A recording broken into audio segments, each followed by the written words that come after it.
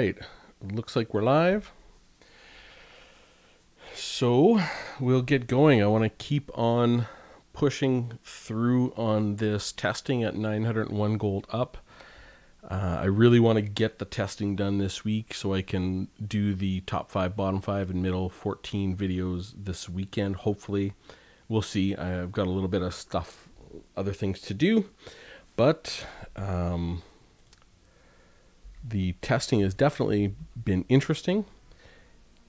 And we got to remember the Phoenix Guard have charged defense against all, so when I set them up into their fight, they will not move. They'll just accept the charge from the Marauders. Now, this is one example where the Phoenix Guard should actually outperform where they've been, because the outperform other units, because Marauder Berserkers have a very big charge bonus. So we'll just start that battle, get that going, and stop it right there. Okay, 5945. 45, copy, V, and we'll let that fight go.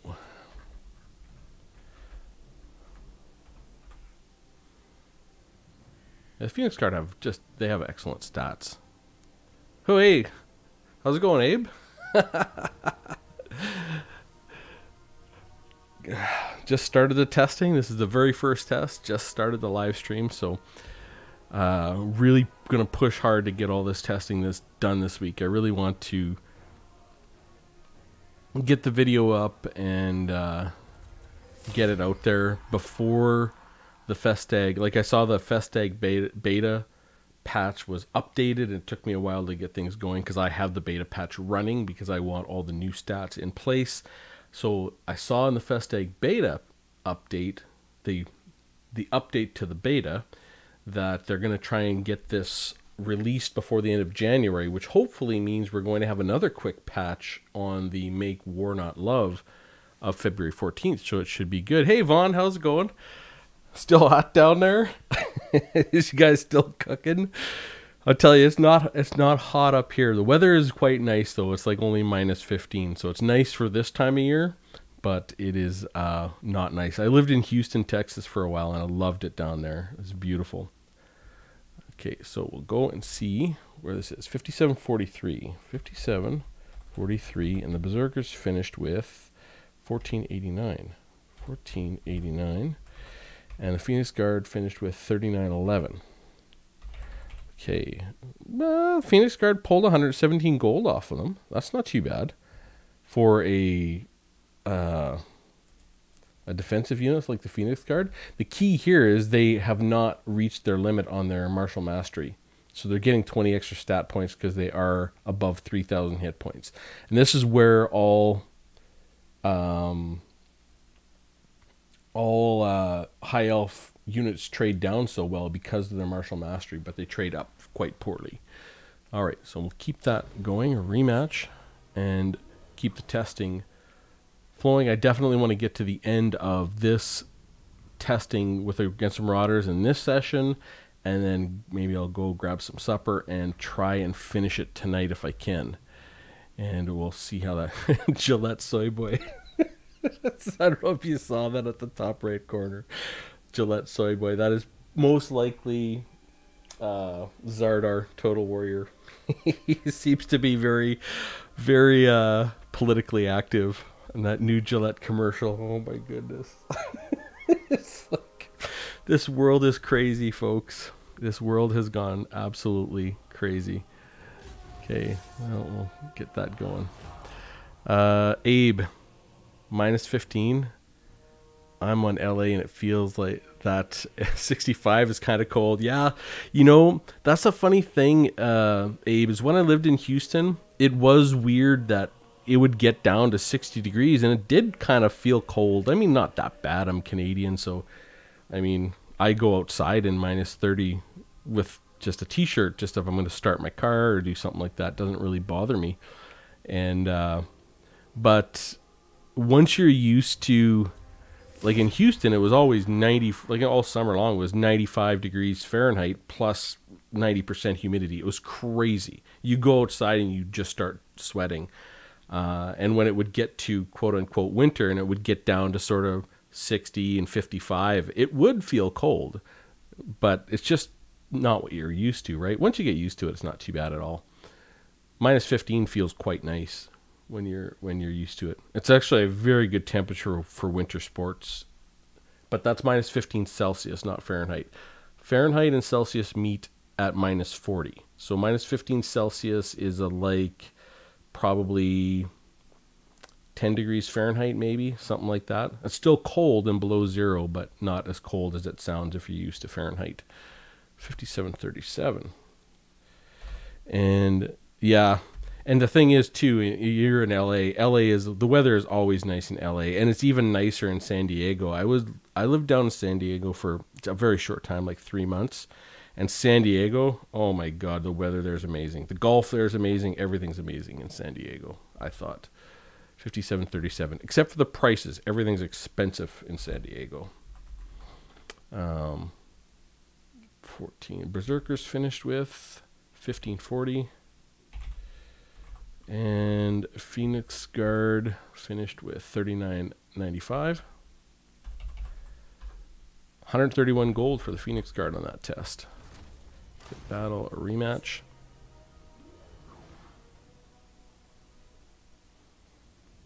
Yeah, I heard LA's kind of like Southern California has had some crazy things going on with the wildfires, and I heard there was like some sort of flooding or mudslide possibilities. Like I watch Joe Rogan's podcast, which I quite enjoy, and he was under some. I think he's out in maybe not LA specifically, but he's out in that area, and they were under some sort of mudslide warning at his studio, which is really crazy.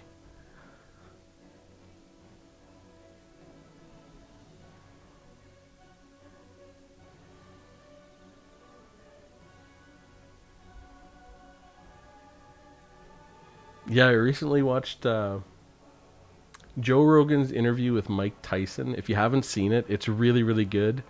Joe Rogan's just a great interviewer because he brings the best out in people. And I've seen so many interviews with Mike Tyson that aren't that great, but whatever Joe does, he brought the best out of Mike Tyson in that interview, and it is hilarious. Like I was literally howling with laughter. And I was laughing not at them or at anyone, I was laughing along with them. It is a great interview. It's like only an hour and a half too, but it is so good. I mean, it goes back and forth too. I learned a lot about Mike Tyson that I didn't know, as well as just being a really fun interview to listen to. 5738, 5738, 38, 5738, and the Berserkers finished with 1462. Okay, and the Phoenix Guard finished with 3465. Oh, Berserkers almost pulled positive gold. Well, it's good for the Berserkers. They really should pull positive gold against a anti-large infantry. The Phoenix Guard's got a nice stat line. Like that 100 armor is actually a really nice stat point for armor. I think it's ideal. Actually, it's optimal. Because once you're over 100, you start wasting your armor.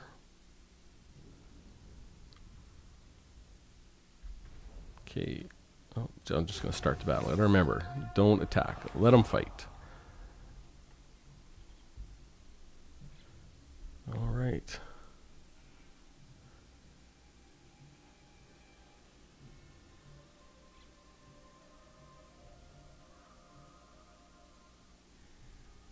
Vaughn. Crap, work is called. Gotta go. Hey, I get it. Work is work, Vaughn. Have a good one.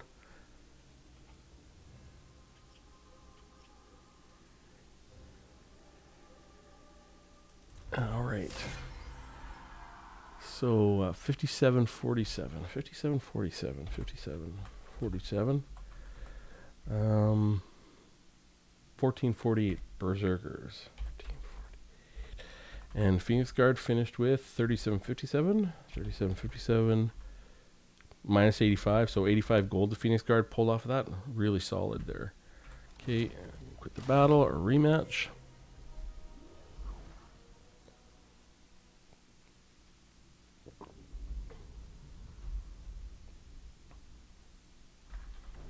All right.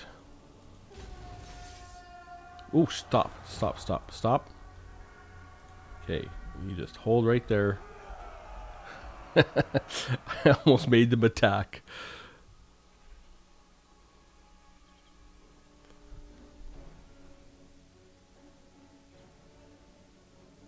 Yeah, you can see the Berserkers too. Looks like they're getting through 22 physical resistance. Now they have the 13 melee attack, so they have 61 melee attack.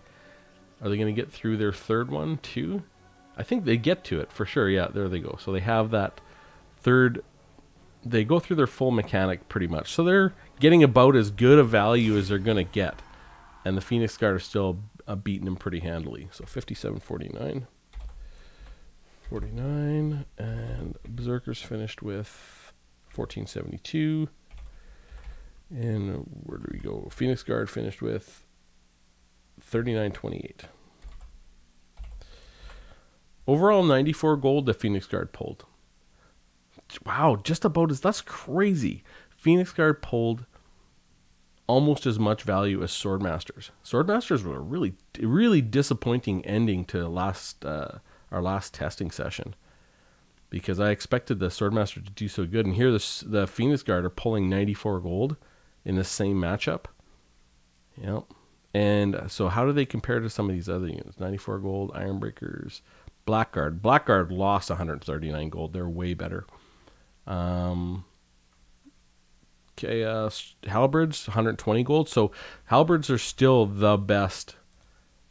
Chosen with halberds are still the best in this setup. So we'll see how the Temple Guard do. I don't think the Temple Guard have that really strong melee defense, because they're the Phoenix Guard have 53 melee defense with their mechanic going, plus they have physical resistance on top of that. Yeah, 30%. That's crazy.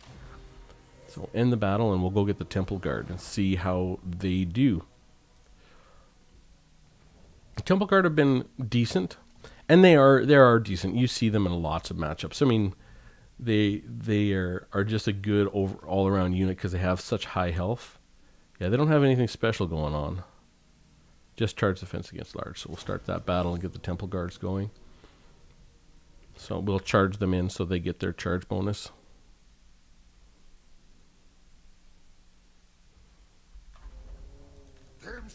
Alright, Temple Guard for some reason show up over here. I don't quite get it, but whatever. And boom.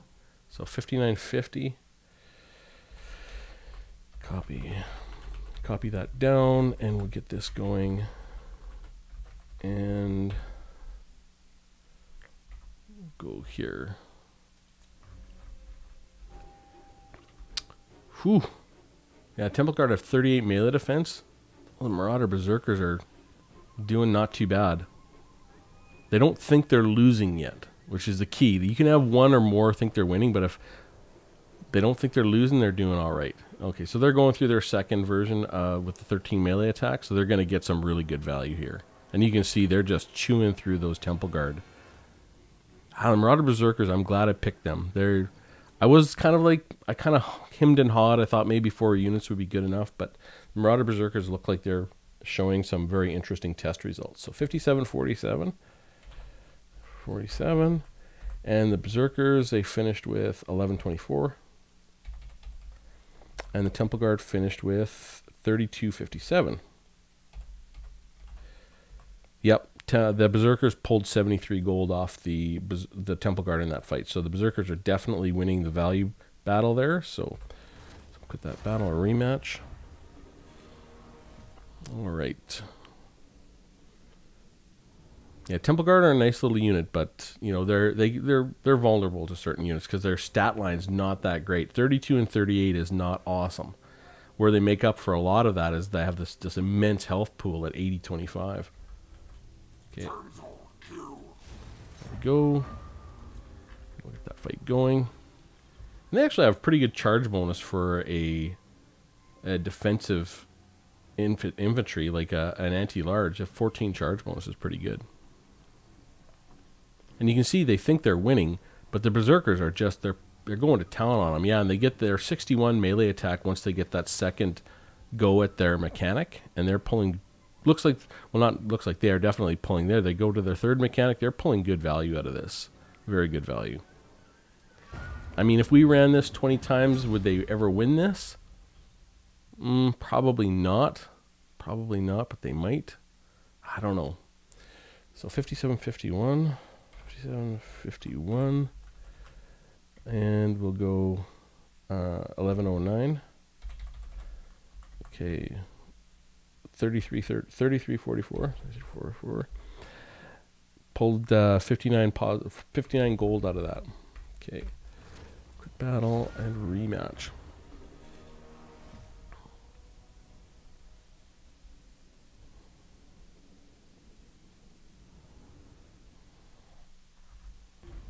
Okay.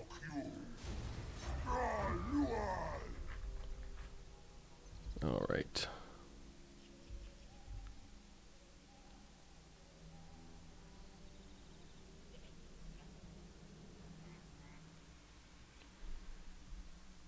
Cool, those berserkers are doing really good in this fight.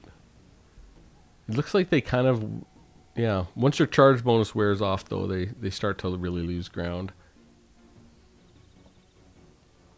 We'll see how far they get through on this this go of their mechanic. Not too bad. They made it through their full mechanic cycle. So 5746. So that's about as good as the Berserker could do for its mechanic cycle. And they finished with how much? 1062. And the Temple Guard, 3367. 51 gold they only pulled. So still the first battle was the best. Rematch? All right.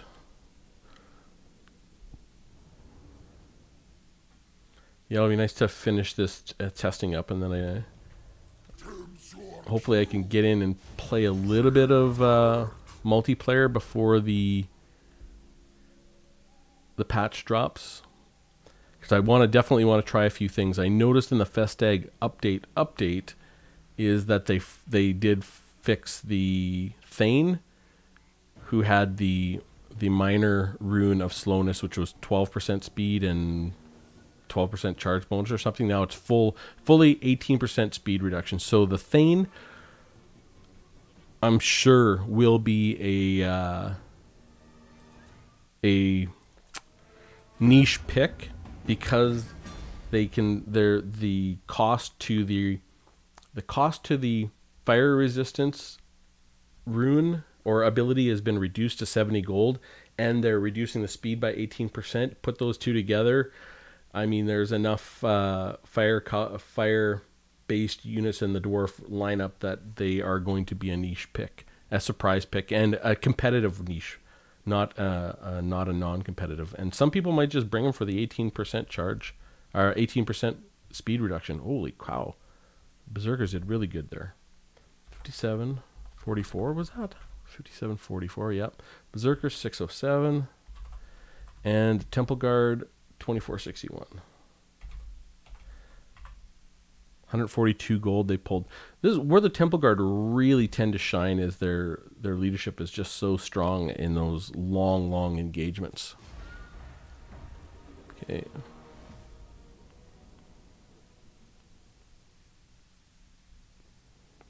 I know the first out of the 2 times that I played the Lizardmen, I did have Temple Guard, and they performed really well against Shadow Online Gaming, and he played Chaos. The second time I played him against Black Phillip, he had the High Elves, and I didn't bring the Temple Guard at all, because I didn't think I needed them. I just brought spears.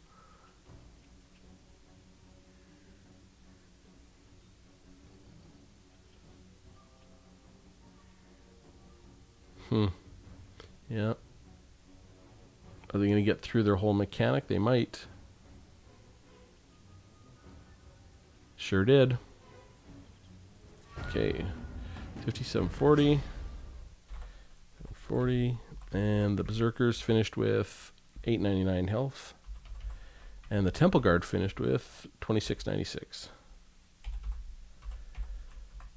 A full 91 gold they pulled off the Temple Guard. So, yep, Temple Guard, a 91 gold they lost. How did that compare to the Blackguard and Aggron. So Blackguard lost 139 gold, the Temple Guard only 90. So Temple Guard pulled better gold than the Blackguard did on that. All right, so the Marauder Champions and the Marauder Champions with great weapons. So if the past is showing us anything, the Marauder Champions will do better than the Marauder Champions with great weapons, but we shall see. So end that battle. So Marauder Champions, I think, base have pretty good melee defense, like 48 or something like that. 46 maybe. I can't remember off the top of my head. Marauder Champions, where are they? 1,000? 53. Oh my god. Yeah, that's really good. Very good base melee defense. But they only have 80 armor. So we'll see how that matches up against these Berserkers.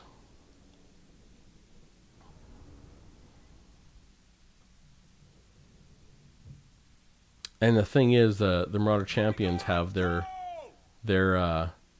mechanic as well. But their mechanic is not set up as good because stage 1 is 8 leadership. Stage 2 is a physical resistance, and phase 3 is a +5 melee attack. So their rage mechanic for the Marauder Champions is not nearly as good as it is for the Berserkers. Okay, so we'll start that fight going. And stop. 51 we'll call it. Okay, copy VV and 122. All right, and we'll get the fight going. Well, the Marauder Berserkers feel like they're losing right away. The Marauder Champions have a good charge bonus of 20, even though they're kind of sword and board. They're both going through their mechanic. Those Berserkers are doing really well in this fight, I think. It looks to me like they're doing well. I could be wrong, but yeah, they're pulling value. They gotta be pulling value here. Whoop, stop that. Okay, 58. And finish. Yeah, it was 0. Okay. 0. And the Berserkers finished with 922. And the Marauder Champions finished with, let's check, 7,200? Yeah, 7,200. 3022. Oh, maybe not. Okay. The Marauder Champions pulled 79 gold off the Berserkers there. So good on them. Okay. And the battle. A rematch. Surprising. It looked like the Berserkers were going to win that value engagement, but the Marauder Champions did. So we'll see the rest of the fights and see if that stays stable. Well, that's definitely going better for the Berserkers this time around. They're into their mechanic and they don't think they're losing yet.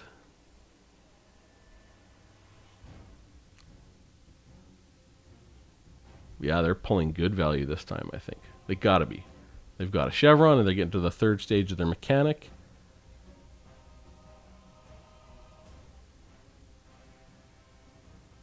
They've gotten through all 3 stages of their mechanic. Very solid. Okay, pull that. 5724. And 24. Berserkers finished with 541. And the Champions finished with 1743. Oh yeah, that's big value there. 61, well, big. They pulled 61 gold off of the Marauder Champions. So this looks to be relatively even so far. So we'll see what the last 3 tests give us here. In that battle or rematch.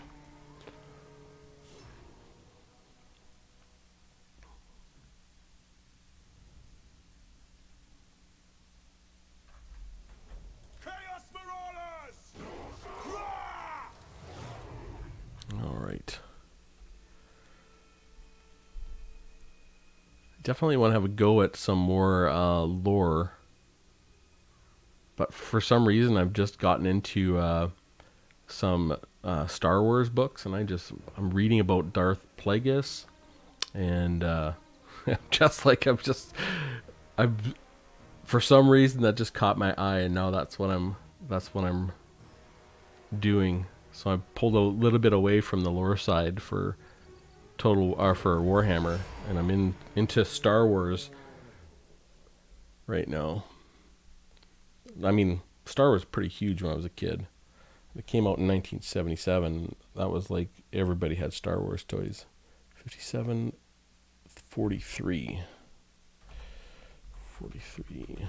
Okay, 5743. And the Berserkers, 640. And the Marauder Champions, 2342. 13 gold. Very, very close. Very close is what it looks like. Okay, quick battle. Rematch.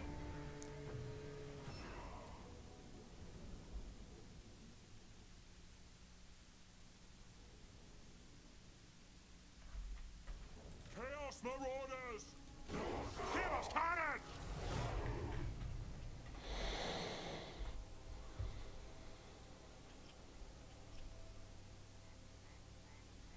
Yeah, you can see that the Marauder Berserkers started losing almost right away this time around. So, and you can see the way the health is going, that the Marauder Champions are doing much better this go.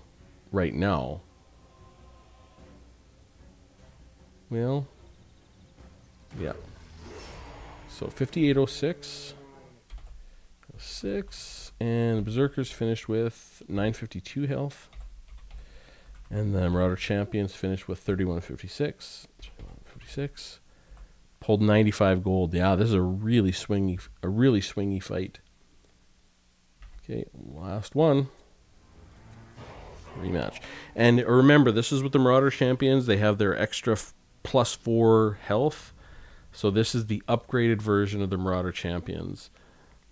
And I did notice in the Festag update, they did add a 1 melee defense to Depth Guard with pole arms. Don't really want to go and retest everything for them. They're kind of showing up at the bottom of this list anyways, but I don't know. I would really like to see CA's metrics and why they're not giving the Depth Guard, more of a bump. But it could be the matchups too. Like Depth Guard, maybe they just if you bumped it too much, it would make some matchups impossible or too good for the Vampire Coast. It's hard to say. It definitely could be that way. Like if you look at Bretonnia and the Footsquires, Bretonnia Footsquires are overcosted, meaning they don't pull their value. But in the context of the Bretonian army, they just nerfed them from 650 gold to 675. Maybe they were just doing too good in certain matchups. 5724. Okay, Berserkers finished with 830. And Marauder Champions, they finished with 2325. +8 gold for the Berserkers. So finished at -23, so about an even fight. So that would suggest to me that the Berserkers are going to pull a ton of value against the Marauder Champions with great weapons. But we will go see. Okay, and that battle.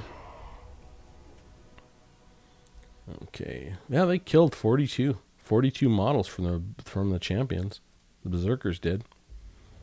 Okay, we'll grab the Great Weapon variant. Because, where is it? Great Weapon variant. Yeah, the Great Weapon variant only has 32 melee defense. That didn't work out too well for the Temple Guard, and I don't think it's going to work out too well for the Marauder Champions with Great Weapons either.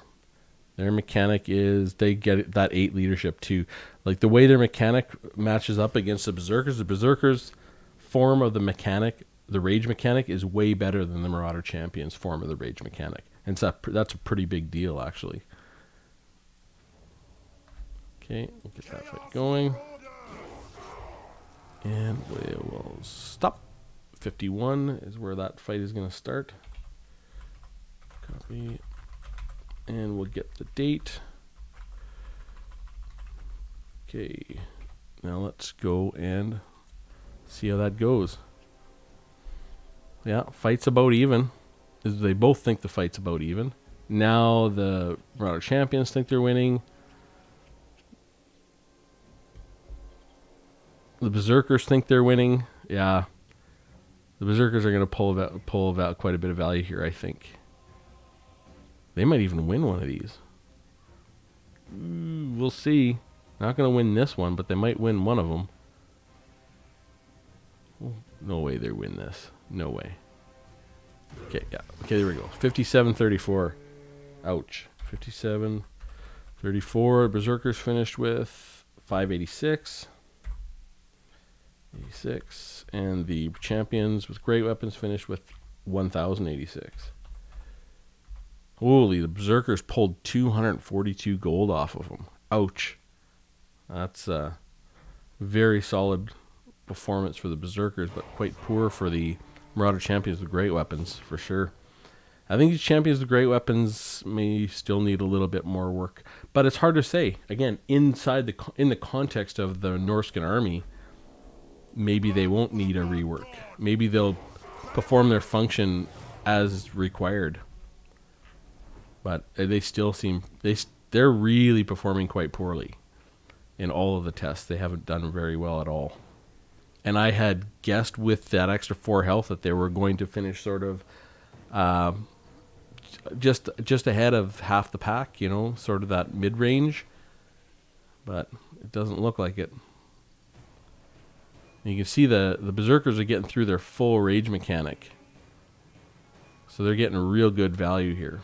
And then they just finished their rage mechanic. So they went through it one full time. So 57-38. 38. Berserkers finished with 632. And the Marauder Champions Great Weapons finished with 1574. 171 gold the Berserkers pulled off the champions in that one. So they're definitely winning that value battle really hard.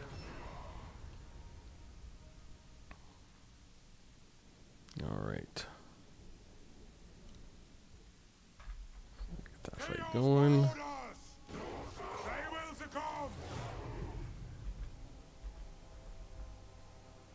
You can see the Berserkers. I'm going to try and grab the Berserkers here. Berserkers. Oh, they won't grab. I wanted to get them down here, which I would have to change this whole test to make that happen. But I just wanted to see how their insides were looking. They should be 61 melee attack. Yeah, that 61 melee attack is a big deal for the Berserkers. It makes them such an interesting unit. At 750 gold, the ability to get 61 melee attack just on your own is pretty immense. So 57, 52, 57. I bet you the Berserkers, if they got to use that rage mechanic while they were fighting cavalry, would be ridiculously good. I mean, as long as they weren't accepting the charge from the Cav. Berserkers finished with 648. Marauder Champions with great weapons, 1939. Only pulled 117 that time. So Marauder Champions are slowly doing better. But I could see the Berserkers beating the champions. Messianic, I think.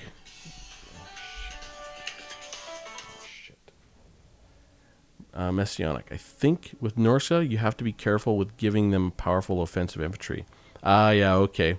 Hence the champs are decent, though they seem lacking. The reason being that if you get into the arching line with your mammoths, they'll run shop. Yeah, you could. I believe you could be absolutely correct there. Messianic, absolutely. So, just let me see what's going on here. So I just have to go and make a quick phone call. I'll be right back. So I'll probably be like 5 minutes or so. I just gotta sort this out.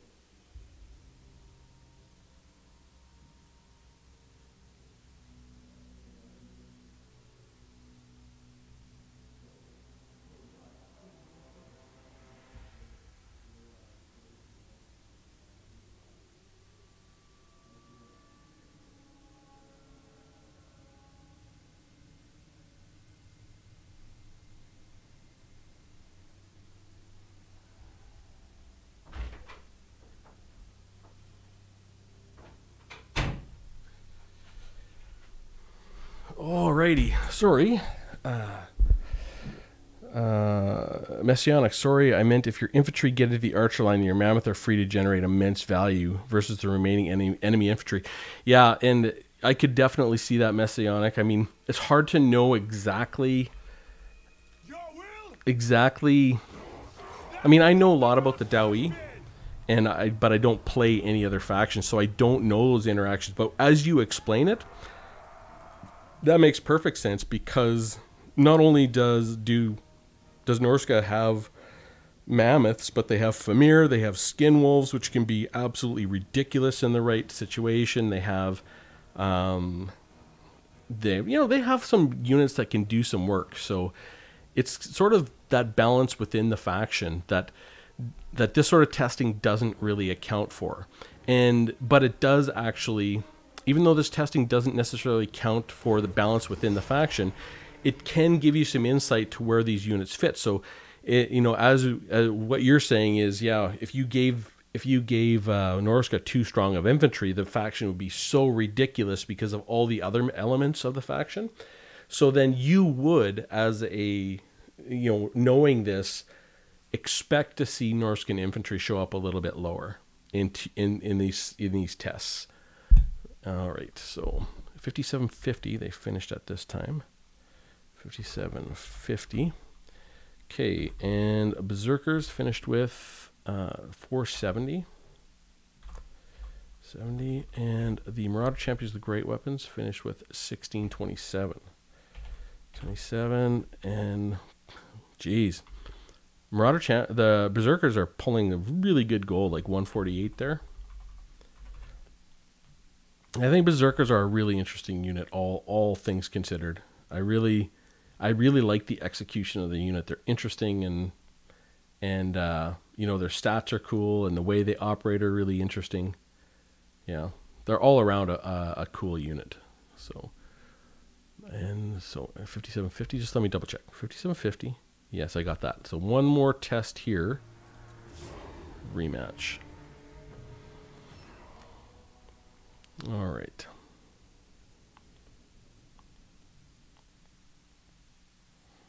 I even like the Marauder Berserkers unit card. I think that looks pretty good.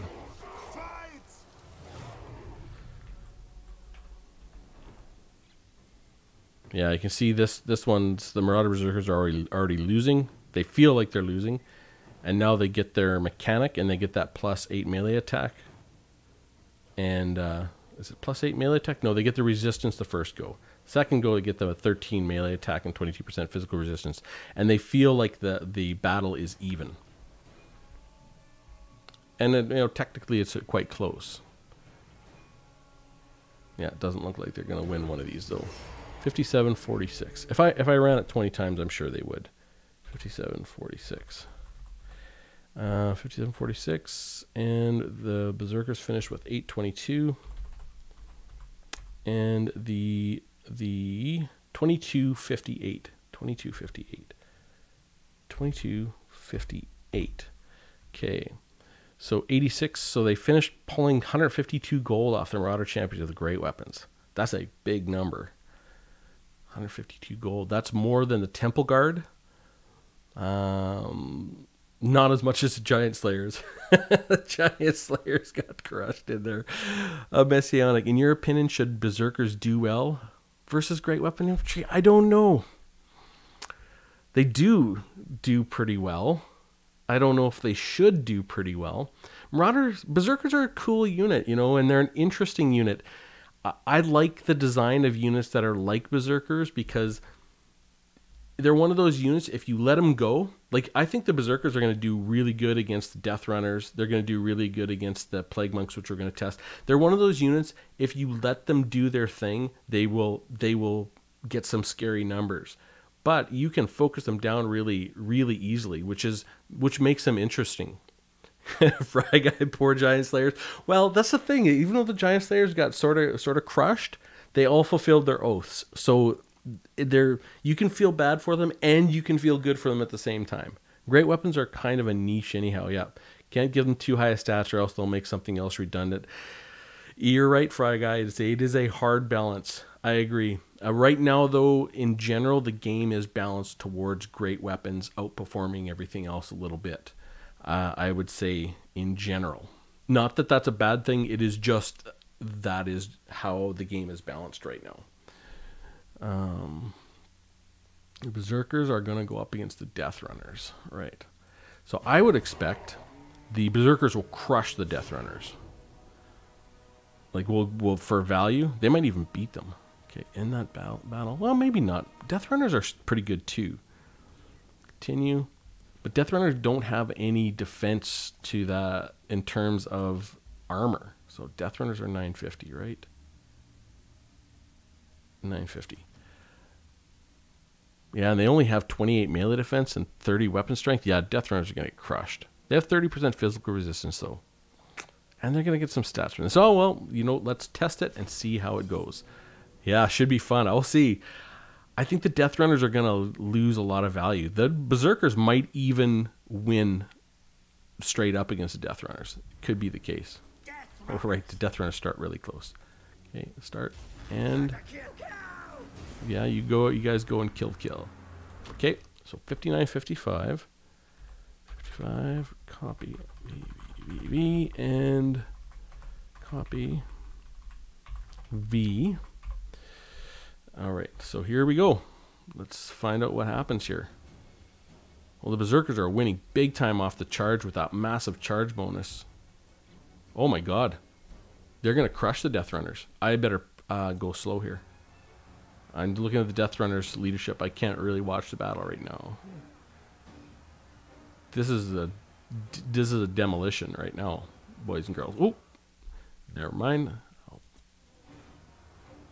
I thought their leadership went down.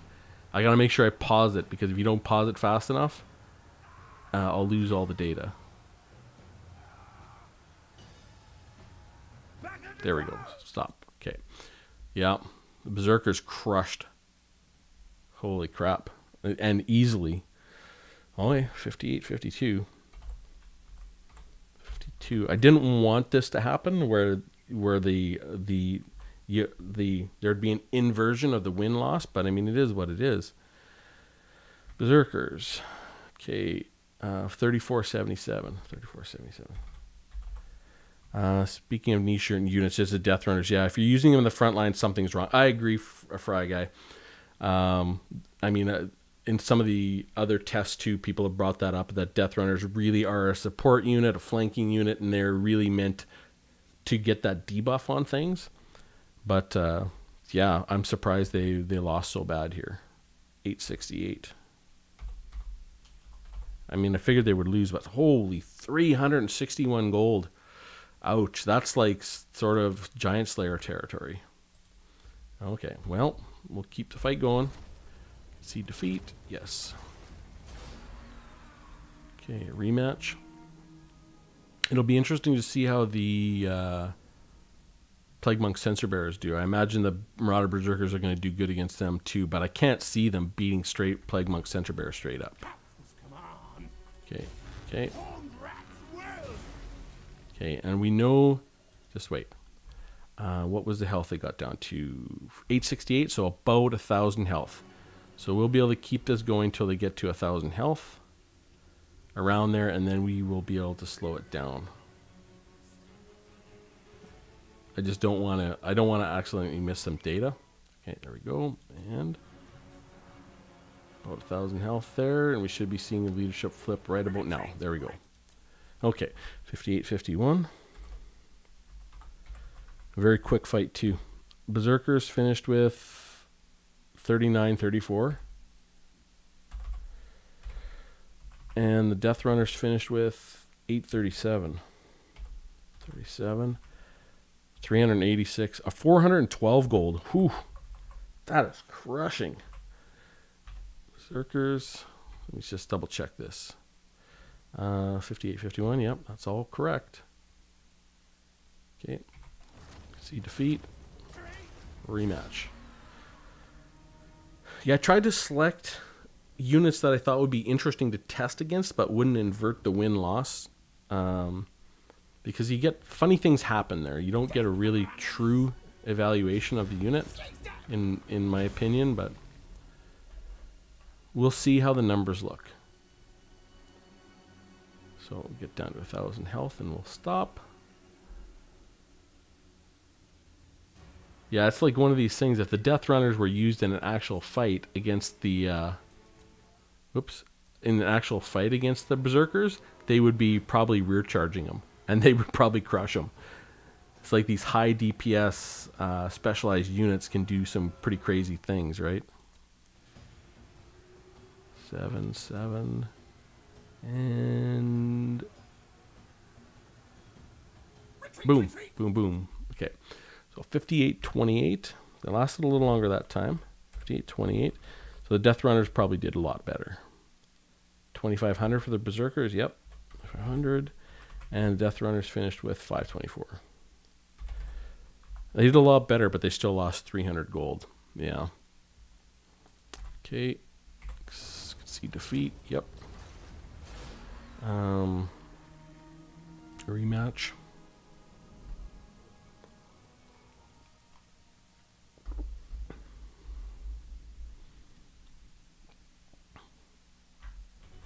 Death Runners!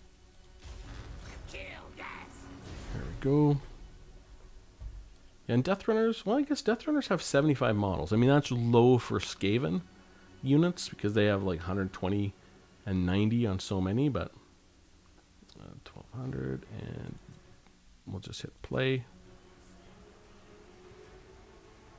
Leadership, boom. Okay. 58-53. 53. 3204 for the Berserkers, 3204 for the Berserkers, and the Death Runners 858. 858. 336 gold again, right on the button. They just pulled that amount of gold a lot faster. See defeat? Yes. Rematch. It'll be interesting to see how the Berserkers do against the rest of these infantry, because the Skaven don't have the best stats. They have big numbers. And that's usually how they make up for a lot of their stats. Their lack of stats, rather. Because I think even the Storm Vermin have 120 models. Maybe they only have 90. I know they have lots, but... Whoop. Play. Stop. There we go. 58-56. Will the Death Runners do worse than the Giant Slayers? We'll find out here. Okay, so 3668 for the Berserkers. 3668 for the Berserkers. Death Runners 903. 903. 363 gold. Let's go see where the... Yeah, no. The Giant Slayers lost 478 gold. No way anything's going to do worse in this test than the Giant Slayers. I don't think it's mathematically possible.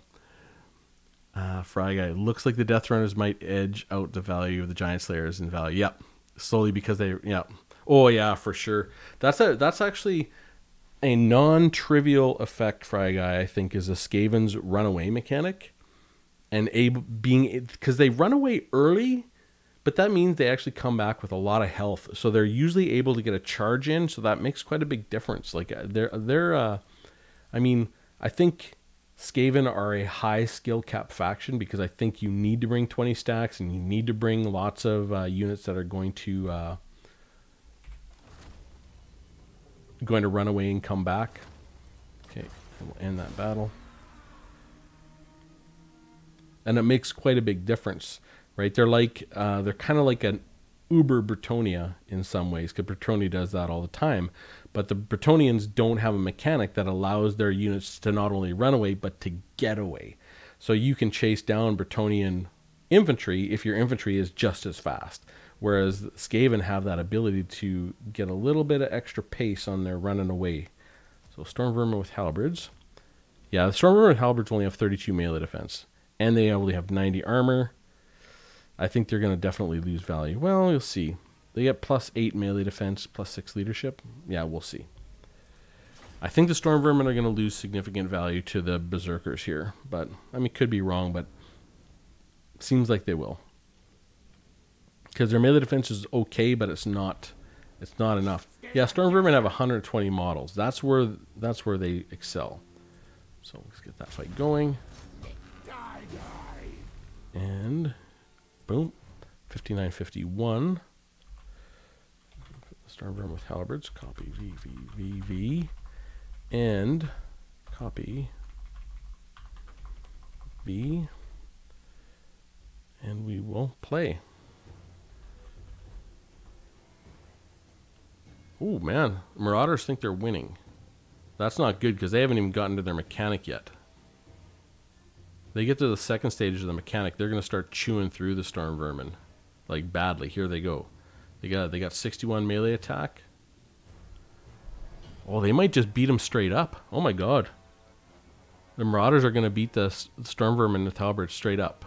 Is what it looks like. Yeah, they are. Alright, well, when they get down to sort of 1,000 health, you know, I'm just going to play it from here. I don't know how far they can go. I'm just going to watch it. Oh, they're at 0 leadership. So they are not routing yet. Oh my man. So you do not route at 0 leadership. You just waver. You route, you have to be negative leadership to route. So 1194. So basically less than 15. Oh, there we go. Pause. All right. 5712. Wow, the Berserkers beat them straight up. 5712. That's crazy. 5712. They should actually beat halberd units, but or do very good against them. But so that's still 3125. The Berserkers finished with 3125. Berserkers finished with. I guess you know what unit to bring against Skaven now. Berserkers. Yeah, nothing but, hey? Nothing but. Okay, let me see. Storm Vermin finished with 1098. Pulled 409 gold. That's big.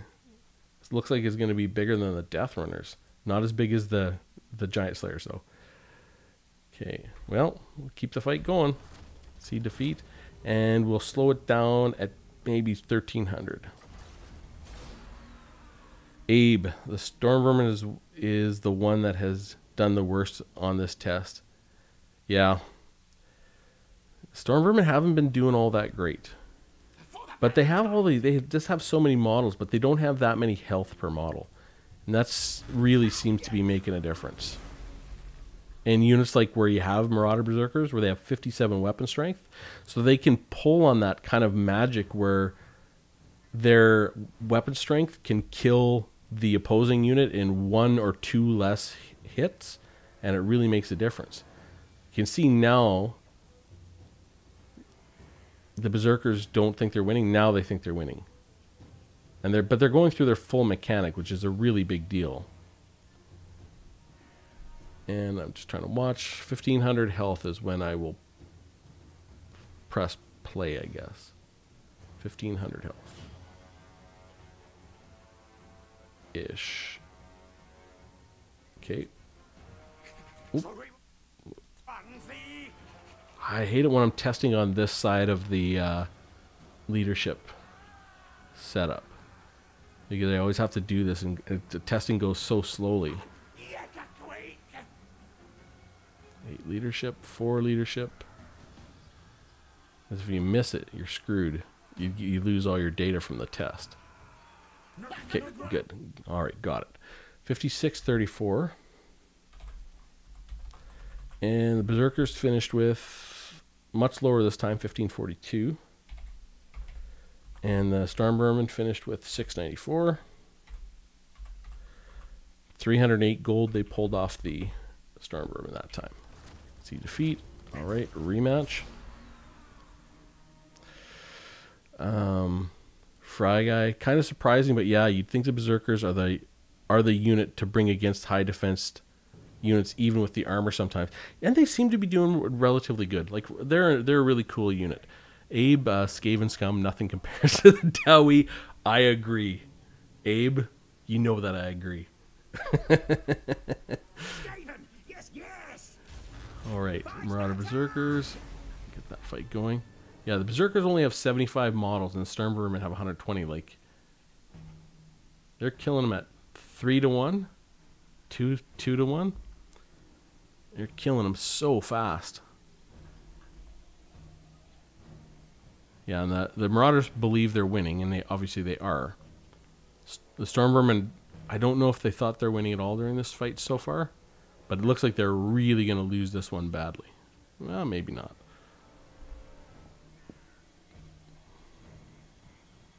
We'll get down to 1500, and I will pause it just so I don't lose my test. Okay. I think they had one at... Oh, there we go. Damn it. We losing. Oh, man. I keep pausing it. Damn it. Yeah, you are losing, Skaven. Retreat. Stop. Okay, there we go. 5649. I wonder if they're gonna. No, the Storm Vermin will beat the Storm Vermin for sure are gonna beat the Marauders. They might not be positive on the value, but they're gonna beat them. Beat the Berserkers. So 2388 they finished with 2388, and the Storm Vermin finished with 842. 842. 371 gold they pulled in that fight. See defeat, yeah. Messianic Sioux, would you ever hop on with someone, test 4 to 7 or so units at the same time, or is it too difficult to get the pause timing? Okay, so Messianic, I have done that. I've done it with Soulhammer Javier, who's on the channel. We got together and we tested like big lines of sort of 20 infantry at a time. And what happens is you get lots of test results fast, which is the good part. The bad part is the test results are all skewed because when one unit routes, it affects the unit beside it, and you can get these sort of mass route effects, and it throws all the testing out, which is why I like doing the testing one-on-one, because it is the most repeatable test I've found so far. But I have done it. I don't know if I posted any up on the channel. I mean, geez, Soulhammer and I did a ton of testing. We tested a whole bunch of Beastmen units. We did a whole bunch of formation testing and stuff like that. It was about a year ago. Abe, I missed the Giant Slayers. I'm doing homework, but how did they do? Thanks the Giant Slayers, Abe, they got crushed. The the Marauder champions beat them straight up, and they pulled like 500, almost 600 gold off them. It was crushing. Actually, it hurt my dwarf heart to watch how bad it was. Yet I was happy for them because they got to fulfill their Slayer oath. It is like, I'm sad, but I'm happy. You know, it's mixed emotions when you get to see a Slayer fulfill their oath. They don't win, but they do win. So they get their honor back, but they lose the fight. It's hard to explain that dwarf emotion. So 41.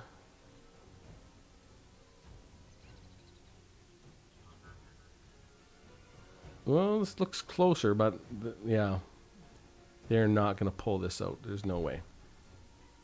I thought the Storm Vermin might win this one, but there's just no way they're winning that. I don't think.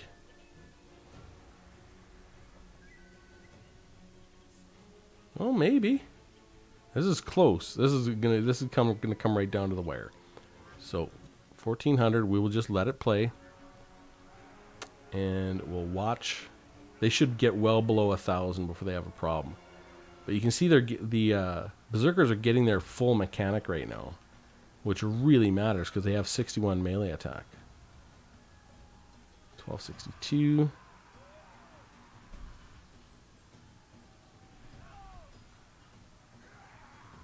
I'm just watching that leadership. I just don't want to take my eye off it, or else I'll screw up the results and not get them. So it looks, I think they've stopped going berserk, so the Storm Vermin might be able to pick them off here, but I don't... Oh, they're flashing.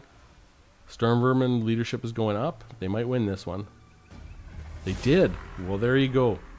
Very close. The Storm Vermin won one. 55-33.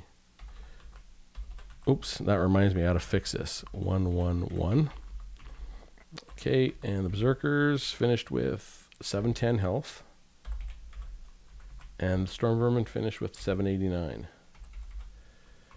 Still pulled 214 gold to the good for the Berserkers in that fight. I'll just save it so I don't lose that data. We'll end the battle and rematch.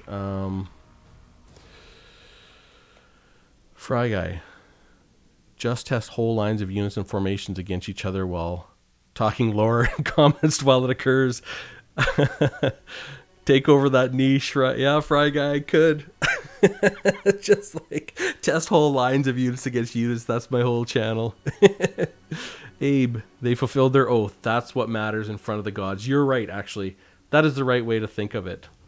For us, the Dowie, another grudge to settle. Yeah, you get another grudge in the book, but you have to cross that grudge off. I mean, it's a complicated emotion, but that's very well put, Abe.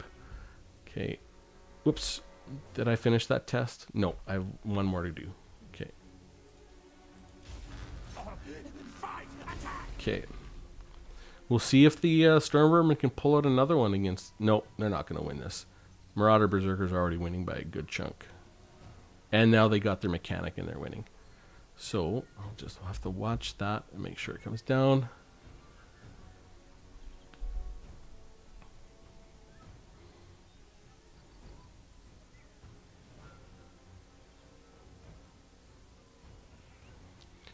Well, the Storm Vermin think they're tied. No, now they think they're losing. Okay, we'll watch below 1500 health and we'll stop. Pause, play.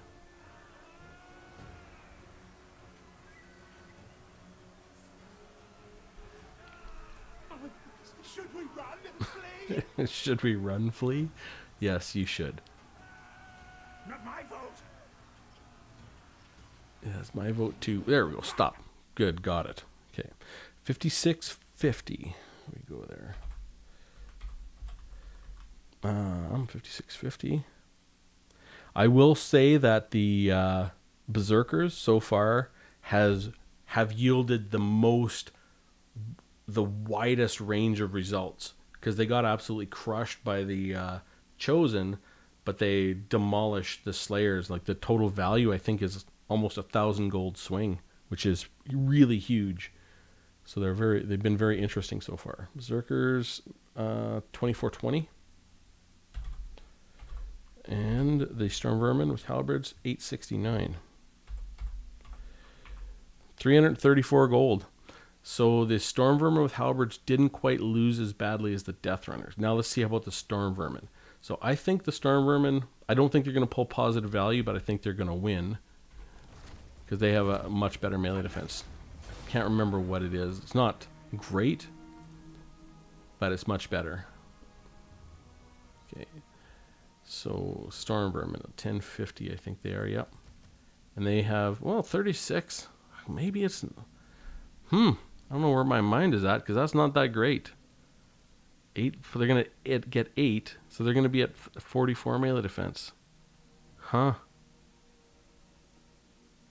Well, I guess that's why you do the testing, right? We'll see how the Storm Vermin with Sword and Shield do. I thought they were going to do a lot better, but with those stats, they might lose to the Marauder Berserkers too. Because the Marauders Berserkers obviously have a sweet spot in their weapon strength versus the health of the Storm Vermin. That's why we're seeing this effect as such as giant swing, part of it. Fry Guy, I'm sure some people would love to see a cinematic panning over of an army of Slayers fighting a bunch of giants, or Familiar Warriors fighting Crocscores or something. Yep. You know, Game Thumb. Fry Guy, if you have not gone to a channel called Game Thumb, that's really good. Crazy 8 does cinematic battles. He's a good YouTuber. So Game Thumb, Crazy 8. Who else do I watch for cinematic battles like this? Because it is good, and I do enjoy it. As well, like just the panning over of a big fight there. Crazy 8, Game Thumb. The Book of Choye kind of does do cinematics, but not like the kind that you're talking about.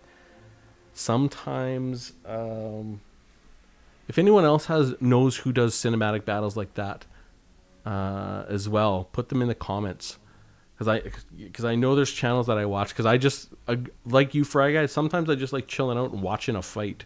It doesn't matter who's winning or losing. I don't even need to see the stats. It's just fun to watch the animations and the fight go on.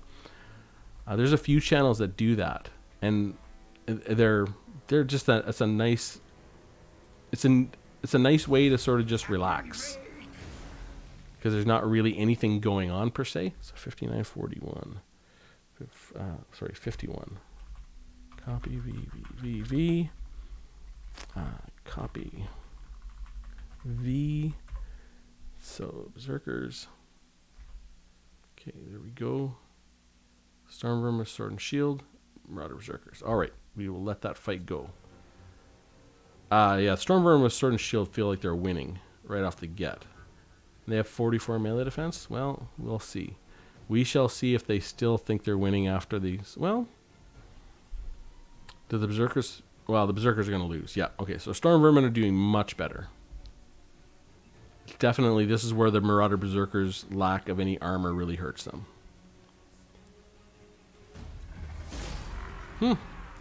Okay, so 5805. 58.5. And the Berserkers finished with 11.99. And the Stormvermin finished with 34.44. Stormvermin pulled gold against the Berserkers. 68 gold in that one. We'll see if that trend stays stable.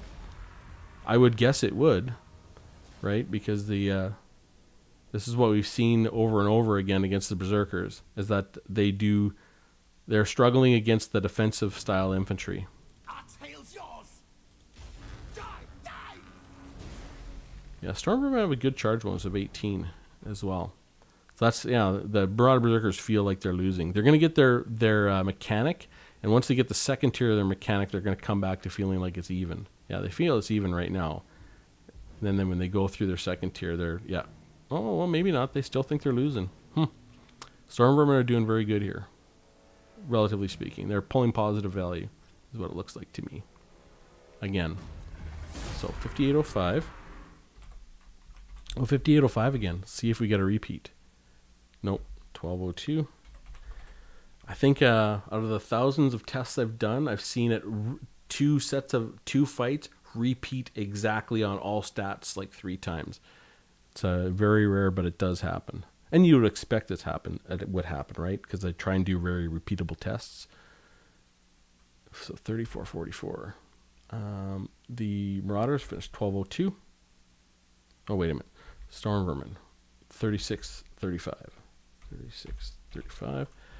Stormvermin pulled positive 95, or pulled 95 gold off the Berserkers in that fight. So Stormvermin are doing just fine. Oh, it'll be interesting to see how the Depth Guard will do. The Depth Guard actually might do quite well against the Berserkers, because the Berserkers have no armor to defend themselves, and then the Depth Guard can use that regeneration based on how hard they're hitting to replenish their health, the hunger. Yeah, Stormvermin going on, they're losing right off the charge. So whatever it is, the Stormvermin with Sword and Shield are doing quite good.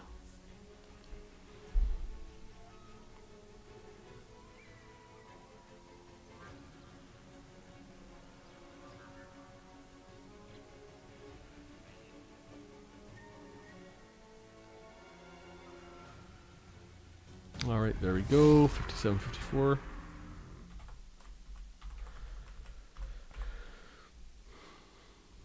$57.54, and the Berserkers finished with 11.90, and we've got 34.14. 65 gold they pulled off of them. You know, Fry Guy, I was thinking a channel that I would love to see is actually someone do replays, but to do them like in full-on cinematics, where they do them as though they're a historical battle. Like, there's a few channels on YouTube that I watch that do historical battles, you know, like that are from the Dark Ages, from Rome, and from whatever, and they'll show the way things move, and they'll kind of add a narrative to the battle.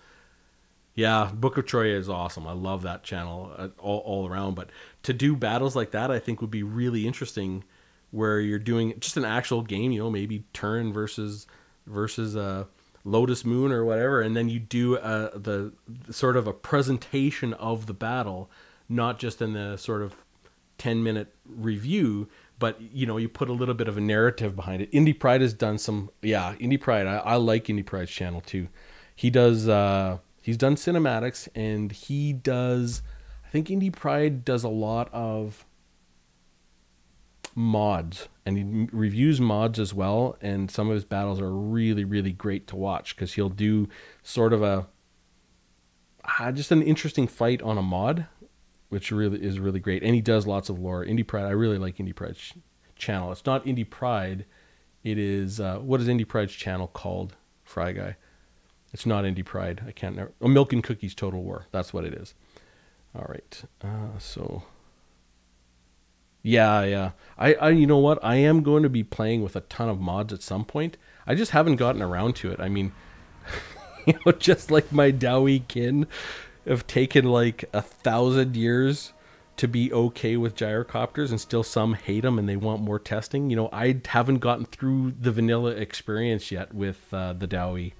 I know I've been at it for 2 years, and that may seem strange to someone who's played the game, but I haven't gotten through the vanilla experience yet. And I love mods, and I'm going to be playing mods like crazy. I'm going to play the crap out of this game. Not like I haven't already, but I'm going to play a lot of mods. So I did mod in Medieval 2 Total War. I did lots of mods. Yep. I am going to be doing a Crack-a-Drac campaign. I have had my eye on that mod, Fry Guy, and it was Sly Bacon did a campaign on Crack-a-Drac, and I watched that campaign. I really like the mod. It's interesting. And I've seen someone else do a campaign on that mod too. I can't remember. I've seen 2 YouTubers do a campaign on that mod. Oh yeah, so it looks really fun, Fry Guy. Like it's fun. It's funny as I don't want to play any mods until I've played all of the vanilla game that I can play, which may sound weird because I don't really need to do that. I can play mods at any time. It's just the way my dwarf mind works. Yeah, Toshkin, he did the Crack-a-Drac 1 too. And did the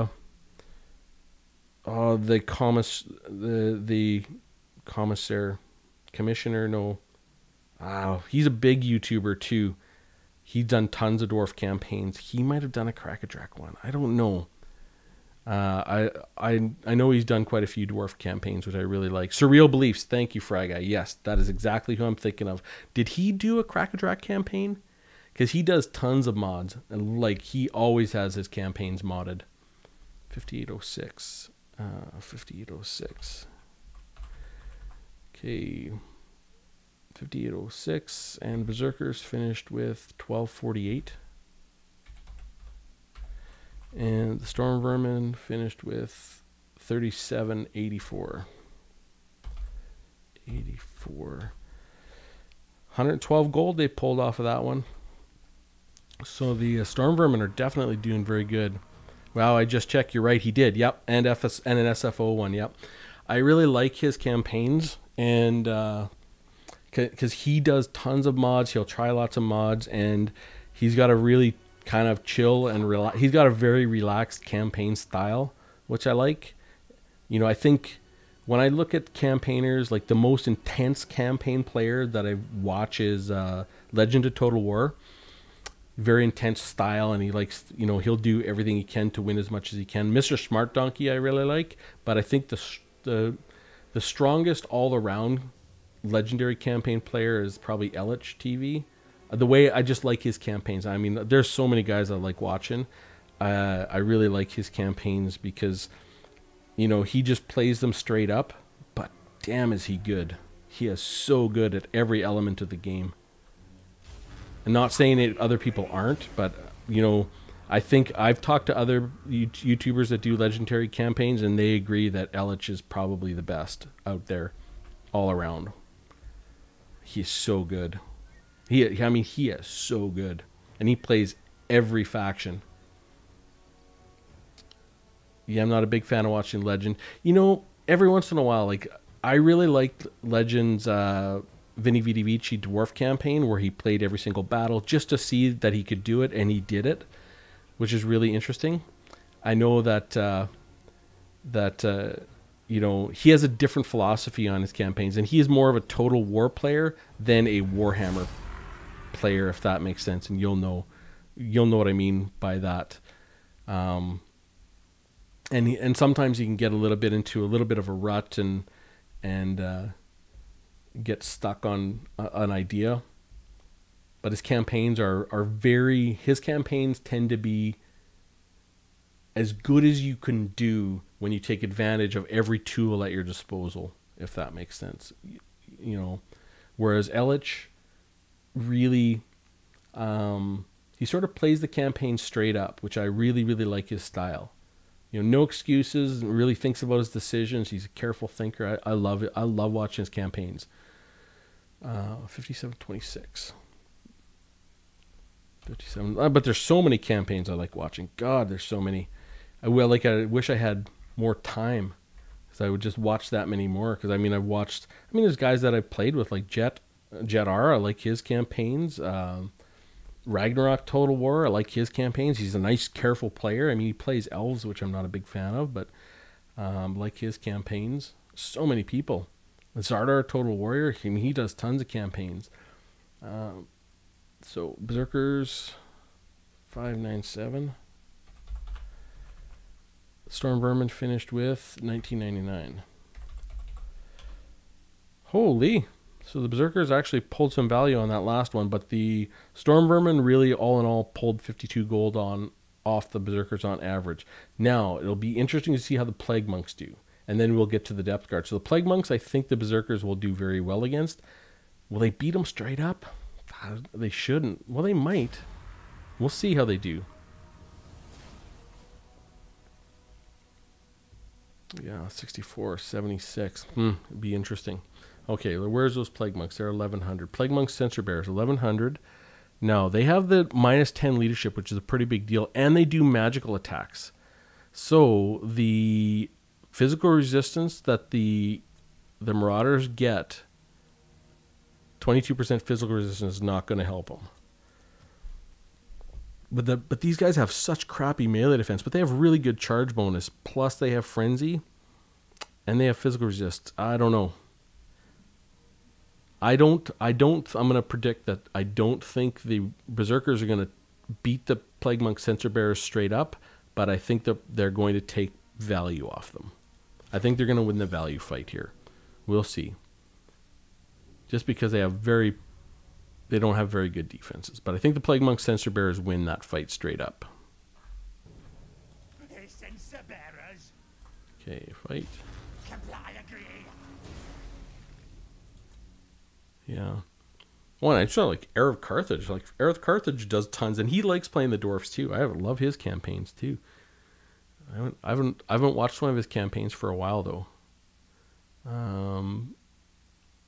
59, 51, 51. Yeah, and I hope actually Heir of Carthage is one that I hope that he goes full time. I know he's been talking about it for a year, and he has the subscribers to do it and the live streams and everything else like that. But I get it. He's an engineer. I'm an engineer. I mean, he has a family to take care of, and the income has to be it can't, the income that Heir of Carthage makes off of YouTube and sponsorships and Patreon and everything, it can't be the same as his engineering income. It has to be massively more for it to be worth it, because he's got all his retirement stuff and everything. Like, I know the financial situation he's in. I mean, I get it. So, but I'd love to see him go full time, because he's so good for the community. He just has a great overall channel. And his Heir of Carthage, actually, Prince of Mastodon that I first started watching Total War YouTube with, but I think it's Heir of Carthage, and watching him play and knowing that he's also an engineer, that probably got me into YouTube. One of the things that got me into doing my own channel, because I really do like his channel.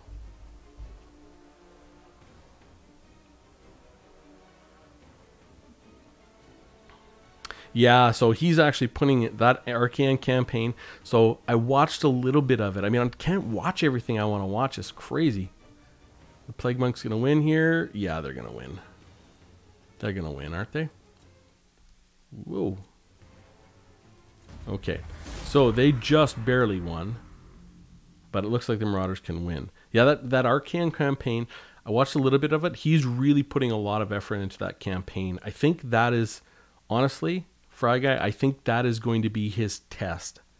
I think he's testing the water. I'm sure he's talking to his missus, and they're really considered doing this. And this is going to be his test of whether he should go full time with this. But he should just do it. He's going to be immensely successful because he's the right type of guy. He does way other things. He does other games. I mean, he's going to be successful.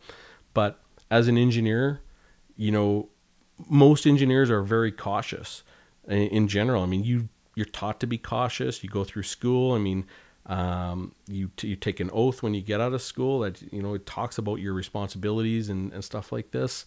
That's really important. And you just, when you do find these big projects, you're always cautious, and that's part of your personality as an engineer. For most engineers, not all, there are some exceptions to the rule. So he's just being overly cautious, I think, because anyone who watches him and YouTubers in general, I mean, Fry Guy, do you think that he's going to have any trouble at all making a living from this for the next 20 years? I don't think there's no way.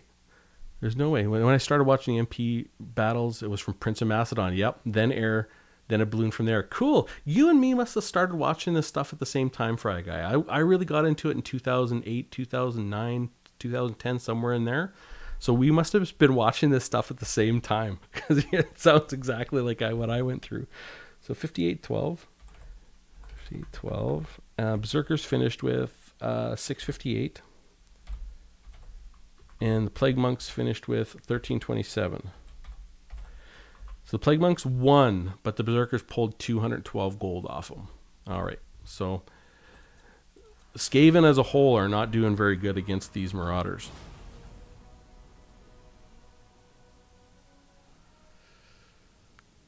Yeah, Fry Guy, I never really watched gaming in general on YouTube until Warhammer 1 came out, and I saw, yeah, okay, with giants fighting loads of spearmen, I was like, yeah, I need to get that game. The visuals in this game are amazing. It never ceases to amaze me how beautiful this game is.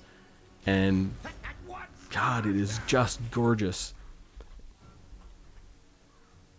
Yeah, and Fry Guy, I agree. He is a gateway drug for a lot of Total War content. Like, I think, like, it's kind of like, he's a really friendly entrance into the Total War community and to Total War gaming and stuff like that. And then you know, maybe you decide you're going to go watch some multiplayer, and then you can run over and you'll find Turin and guys like this that are big in the multiplayer community, or you get hardcore and you'll find, you know, Legend or you know, some of these guys, or you'll find some of the other guys. I agree. That's actually a good description of him, Fry Guy. 58-12. Another 58-12. Okay, are we going to get a repeat? 611. Nope. 611 health for the Berserkers, and the Monks finished with 1400 health. 196 gold. The Berserkers pulled off the Plague Monks. Rematch.